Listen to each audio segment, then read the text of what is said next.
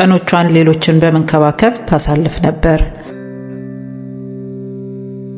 እንደ ነርስ ረጅም የሥራ ፈረቃዎችን የኃላፊነት ክብደትን ተረድታለች። በሆስፒታል ክፍሎች ውስጥ በርህራሄና በትጋት ለሰዎች በአስቸጋሪ ጊዜያቸው የምትደርስ፣ በቤት ውስጥ ደግሞ ሚስት ነበረች። የተረጋጋ ቤትን እንደገነባች ታምን ነበር። የተከበረ ሙያ ያለው ባል፣ የአንዲት ሴት ልጅ እናት፣ ጸጥ ያለ የቨርጂኒያ መንደር። ከውጪ ሲታይ ምንም አዲስ ነገር የለም። አንዳንድ ጊዜ ቤትን የሚያፈርስ ነገር ጩክ ብሎ አይመጣም፣ ዝምታ ያድጋል። ከዚያ ቤት በስተጀርባ እምነት በጸጥታ እየጎደለ ነበረ። መተማመን ቀስ በቀስ እየጠፋ ነበረ። የተደበቀ ግንኙነት፣ ከቤት አልፎ ወደ ዲጂታል ዓለም የተዘዋወረ ማታለል። ከዚያ በኋላ የተከሰተው ነገር የሁለት ሰዎችን ሕይወትና ልጅን ያለ እናት ያስቀረ።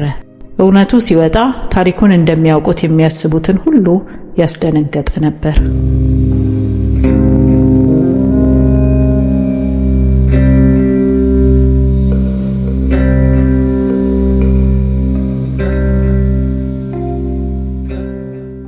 ዛሬ የማወራላችሁ የወንጀል ታሪክ የአንዲት ነርስ እናት እና ክህደት ሲመጣ ያላየችው የክሪስቲን ባንፊልድ የሕይወት ታሪክ ነው።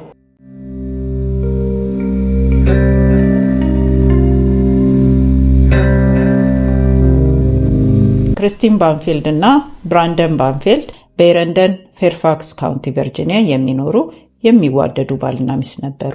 ክሪስቲን ባንፊልድ የ37 ዓመት ወጣት በሕፃናት ኢንቴንሲቭ ኬር ወይንም አይሲዩ ነርስ ሆና ትሰራ ነበረ። ሙያዋ በእንክብካቤ ረጅም ሰዓትና ኃላፊነት ላይ የተመሰረተ አድካሚ ሙያ ነበር። ባለቤቷ ብራንደን ባንፊልድ ደግሞ የአይሬስ የወንጀል መርማሪ ሆኖ ነበር የሚሰራው። ያ ደግሞ ሌላ ከፍተኛ ጭንቀት የሚፈጥርና ጊዜ የሚወስድ ስራ ነበር። አንዲት ትንሽ ሴት ልጅ አላቸው። ሁለቱም የሚሰሩ ስራ አድካሚ፣ ከዛም ደግሞ ልጃቸውን ለመንከባከብ የእረፍት ጊዜ እንኳን ብዙ የሌላቸው፣ እንደ አብዛኛው የአሜሪካ ቤተሰቦች ጊዜያቸውን በስራና በጥድፊያ በድካም የተሞላ ኑሮን ለማሸነፍና ልጃቸውን ለማሳደግ የሚታገሉ ነበሩ። በመጨረሻም የድካምና ጊዜ ማጣታቸው እየበዛ ሲሄድ የልጃቸው ነገር አሳስቧቸው የጋራ ውሳኔ ያደረጉ። ከዛም ቤታቸው ውስጥ እየኖረች ልጃቸውን በመንከባከብ እንድታገለግላቸው አንዲት ሞግዚት ቀጠሩ። ያቺ የተቀጠረችው ሞግዚት ጁሊያና ፔሬስ የተባለች ከብራዚል የመጣች ወጣት ሴት ነበረች። መጀመሪያ ላይ ሁሉም ነገር ጥሩ ይመስል ነበረ።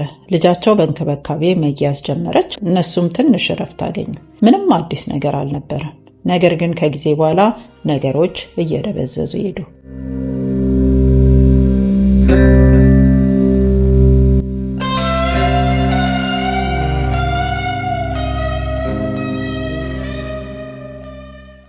በባልየውና በሞግዚቱ መካከል ምስጢራዊ የፍቅር ግንኙነት ተጀመረ።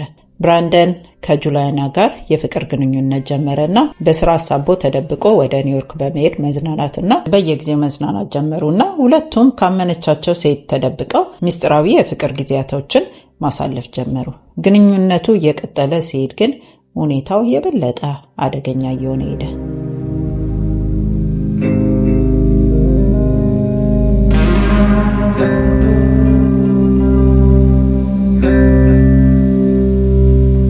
ከዛም ብራንደን ከሚስቱ ጋር ፍቺ አድርጎ ንብረትን መከፋፈል፣ የልጅ ከስተዲ ማድረግንና ትዳሩ በይፋ እንዲፈርስ አልፈለገም። ስለዚህ በምትኩ ሁሉንም ነገር በቁጥጥር ስር አድርጎ አዲስ ከወደዳት ሴት ጋር ለመኖር ስለፈለገ ሚስቱን ከመፍታት ይልቅ እሷን ከቤቱና ከህይወቱ ማስወገድ ፈለገ። ከዚያ በኋላ እንዴት እንደሚያስወግዳት እቅድ ማውጣት ጀመረ።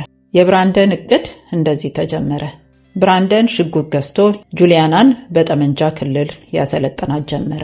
ብራንደን እና ጁሊያና የክሪስቲንን ላፕቶፕ በመጠቀም ፌት ላይፍ ወይንም BDSM ወይንም ፌቲሽ በሚባል ድረገጽ ላይ ክሪስቲንን በመምሰል የውሸት ማንነት ፈጥረው ጆሴፍ ራያን ከተባለ ከ39 ዓመት ወጣት ጋር ለመገናኘት ማውራት ጀመሩ። ጆሴፍ ከክሪስቲን ጋር እየተነጋገረ እንደሆነ ነበረ የሚያውቀው። የተስማሙበት ሲገናኙ ከተለመደው ወጣ ያለ የጾታ ግንኙነት እንደሚያደርጉ ነበር። ራያን የሌላ ሰው እቅድ ወይንም እየተታለለ እንደሆነ አያውቅም ነበር።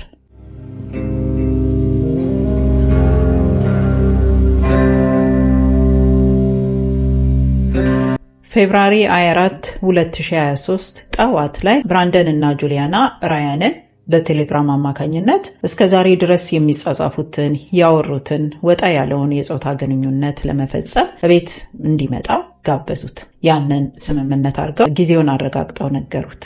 ከዛም ተስማማና በጊዜው ለመምጣት ወሰነ። ብሬንደን ያኔ የክሪስቲንን ስልክ አጥፍቶ በመሳቢያ ውስጥ አስቀመጠ። ከዛ በኋላ ለማስመሰል በአቅራቢያው ከሚገኝ ማክዶናልድ ልጁን ይዞ እየጠበቀው ነበረ። ራያን ከክሪስቲን ጋር የተስማማው የጾታ ግንኙነትን ለማድረግ በማሰብ ወደ ቤቱ ሲደርስ ጁሊያና ወዲያውኑ ሁለቱም ስልኮች ላይ እንደታዘዘችው ደወለች። ያኔ ብራንደን ከ4 ዓመት ሴት ልጁ ጋር ወደ ቤቱ ተመለሰና ልጁን በቤዝመንት አስቀምጧት ወደ መኝታ ቤት ክፍሉ ገባና ራሱን ፖሊስ እንደሆነ ለራያን አስታወቀና ራያንን ጭንቅላቱ ላይ ተኮሰበት። ከዛም ወዲያውኑ ሚስቱን ክሪስቲንን ወጋት። ራያን ያኔ መሬት ላይ ወደቀና ከዛ ግን ይንቀሳቀስ ነበረ። ያኔ ጁሊያና ስታዩ ጁሊያና እንደገና ተኮሰችበትና ገደለችው። ከዛም ብራንደን ወዲያውኑ 911 ደወለና ቤት ውስጥ ዘራፊ እንደገባ ሪፖርት አደረገ።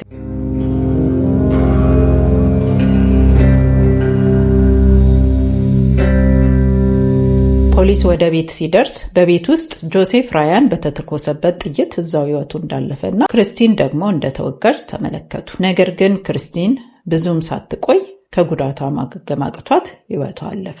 የሚያሳዝነው ነገር ይህ ሁሉ ሲደረግ ሕፃኗ በቤት ውስጥ ነበረች።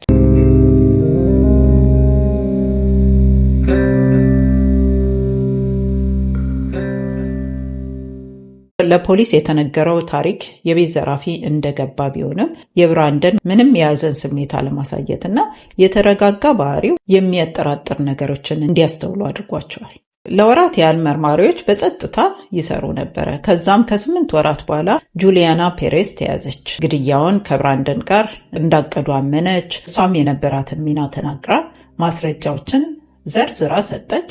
በግድያ ጥፋተኛ መሆኗን አመነች። ከዛም እሷ ላይ ያለው ክስ እንዲቀልላት ከአቃቤ ሕግ ጋር ተባብራ ብራንደን ላይ ለመመስከር ተስማማች። ምስክርነቷ በማስረጃ የተደገፈ ነበርና በብራንደን ላይ የቀረበው ክስ ወደፊት ቀጠለ።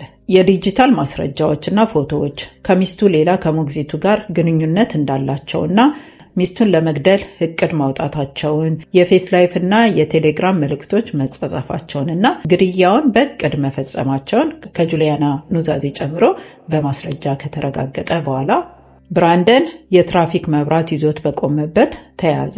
ከዛም ብራንደን ሚስቱን እንዳልገደለ፣ የፌስ ላይፍ አካውንት እንዳልፈጠረና ራሱን ለመከላከል ብራያንን እንደገደለ ተናግሯል። ነገር ግን ብራንደን የሚያወራው ታሪክ መለዋወጥ፣ ስልኮች፣ የጊዜ አጠቃቀሙ እርስ በርስ በመቃረናቸው ከመጀመሪያው ታሪክ ጋር ይጋጩ ነበር።